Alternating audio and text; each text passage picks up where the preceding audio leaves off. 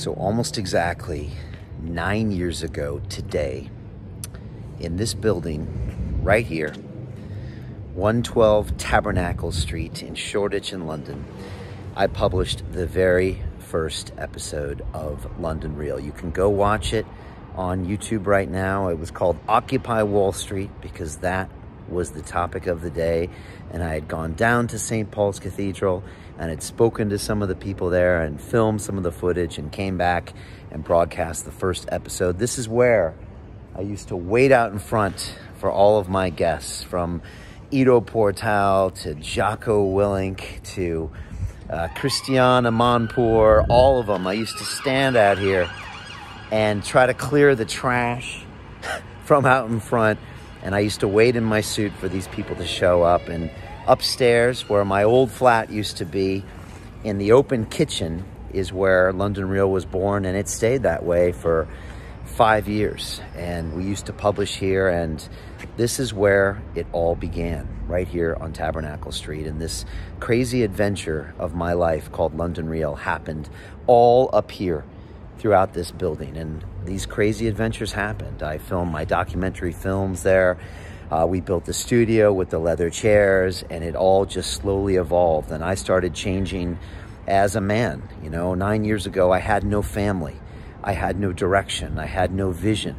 I was alone. I was depressed. I was still drinking. It was a completely different Brian Rose than what you see today. I just posted a picture of what that guy used to look like on my social accounts. And I can't recognize that guy. And if it wasn't for all of you, it wasn't for this crazy adventure I've gone through with London Real, if it wasn't the 1,000 people that I've sat down and had conversations with, I might be that same guy, or maybe I would have gotten worse. I don't know. But I've had this wonderful opportunity to evolve, to test myself, to push myself, to be held accountable by you, to be the best version of myself, to learn from the greatest minds in the world, and to force myself to get uncomfortable and adopt some of their crazy ideas, and force myself to really evolve as a man, as a broadcaster, as a leader, as a father, and as a teacher. And it's been the greatest blessing of my life. It's been the greatest thing I've ever done my whole life. And that's why in my podcasting courses, I always tell people this is the fountain of youth. This is the greatest way to live your life when you're out there connecting with people and putting out their messages. It's a great way to serve. It's a great way to give. It's a great way to hold yourself accountable, to push yourself through your own anxieties and dramas and all of that stuff. And so this has been this adventure. A lot of people see me in the three-piece suits and they see me in the new studio, and they don't realize it started here in this rough environment, you know. And it was literally my flat, and the landlords and the tenants used to complain that we were running an American radio show out of there. They tried to throw us out. At one point, we had 10 or 12 people in there. We'd move everyone's desks to shoot. Like I said, the neighbors were complaining. It was craziness. But I just never quit. And one of my mentors, you can probably guess who, always said one thing. He said, he or she who stays focused the longest wins. Remember that. Whoever stays focused the longest wins. And I just refused to quit. And there were a lot of times I needed to quit. For the first year, everyone thought I was off my rocker. My friends and my family, they said, why do you think anyone cares what you think? It's too long. Why don't you edit it? Why don't you do this? Why don't you do that? Everyone had their vision of what my vision should be. But I didn't listen to them. I said, no, I want to do this because it feels like the right thing to do. Even though it made no sense. It made no financial sense. I mean, it made no sense. It was never a business. It didn't make any money for years and years and years. No one was watching it for years and years and years. And this is the thing about your vision. No one is going to understand your vision except for you. That's it, except for you. And so that's why you must singularly forge forward to it. And when you finally get to where you want to go, then everyone will join you. And they'll say, I always knew you could do it. I knew you were going to do something special. But getting there, you're going to have to go it alone. And so I think one of my good friends, Wes Watson, says it this way, and I hope I don't butcher this quote, but he says, talent hits a target no one else can hit. He said, genius sees a target no one else can see. Think about that. Genius hits a target no one else can see. Nobody saw what London Real could ever be. No one would have ever assumed that some dude in some loft apartment in his kitchen having conversations with random people and sticking them on the internet could go and be downloaded and watched by 500 million people, could change so many lives. Nobody ever saw that. Only I could feel it. I couldn't even see it. I just knew I couldn't stop broadcasting no matter what. Come hell or high water or bankruptcy or ridicule, I just couldn't stop. Can't stop, won't stop, right? As the LA gangbangers used to say. By any means necessary, as Malcolm X used to say. That's the way I felt. That's the way I still feel. I can't not do these things. It's part of who I am.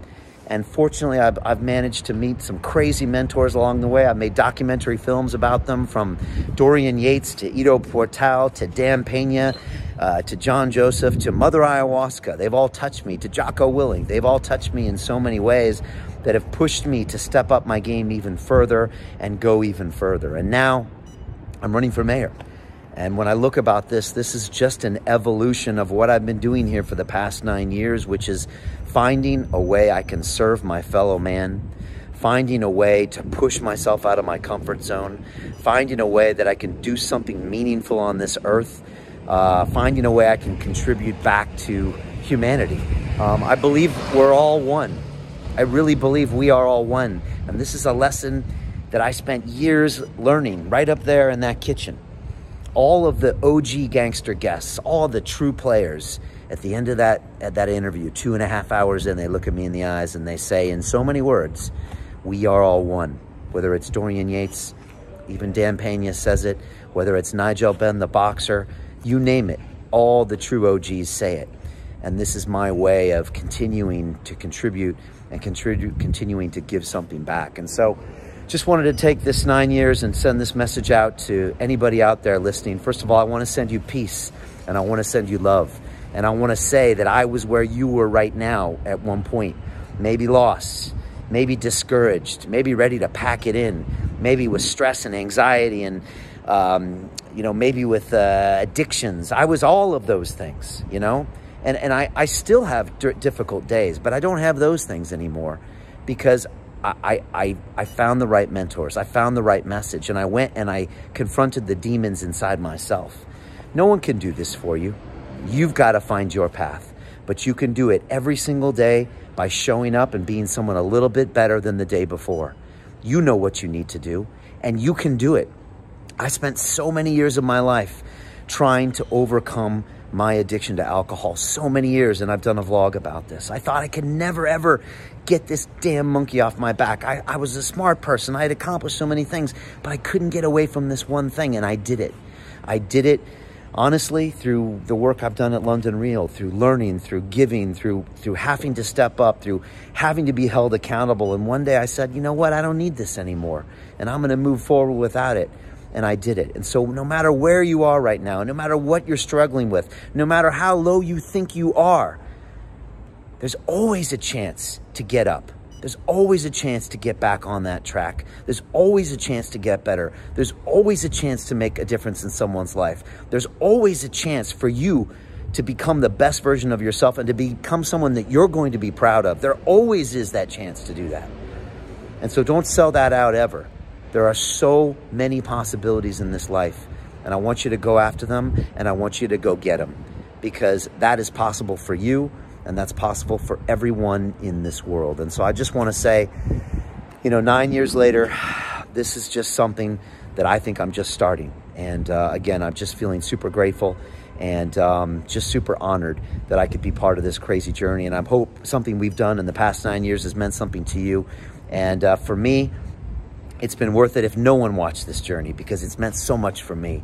And I've gotten more out of this than anyone out there in the world. I really have. I have been so fortunate because I'm now someone that I'm proud of. And I wasn't proud of myself. I wasn't proud of myself 9 years ago, I wasn't, because I wasn't as good as I could have been. But I wake up every day now and I'm pretty proud of myself, you know, and I've got more work to do and I've got more I got to give, and I'm going to give it. But I'm so much better now than I ever was. And it's because I've done the work, and I've had the right mission, and I'm continuing to give back. That's what it's all about. It's about giving, giving, giving. It's about being of service. And so that's the plan. Got some people putting some lights on me here, which is all good. And I just want to say this has been an incredible journey. So I want to thank you. I'm going to keep doing this, whether it's London Real, whether it's London Mayor, it's always going to be something to continue serving, to continue pushing myself. And yeah, I just want to thank you so much for all the support you've given me over the years. And I just want to say, no matter where you are, there's hope. Just remember, every day's a new day. Get up, surround yourself with great people. Push yourself to the limitations. You can do more than you think. Hold yourself to a high standard and just try to improve that 1% every day, and you're gonna get there. You'll be something you're proud of, your people are proud of, and you'll make a difference to this world, and we will survive as a civilization. So thank you so much. Onwards to the future. We have big plans here. We're going to accomplish them together, and we are gonna make this world, this city, this universe something we're all proud of, all right? Much love from Brian Rose at London Real. Thank you so much.